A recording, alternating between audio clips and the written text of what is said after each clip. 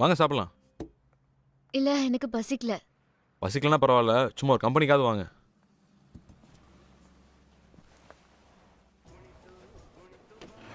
ஏன் பெக் சார்? ஒரு நெய் தோசை. Okay sir. நெய் தோசைன்னா நெய் அள்ளி ஊற்றிடக்கூடாது.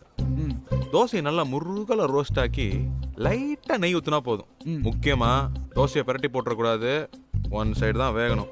Okay sir. மினி இட்லி இருக்கா? இதே சார். ஒரு பிளேட். Okay sir. சார் ஏன் பறக்கிற?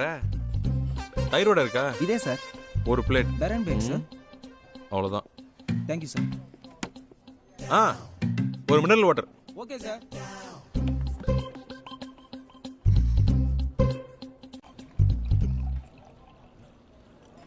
சும்மா பேச்சுக்கு சொன்ன வேணான்னு.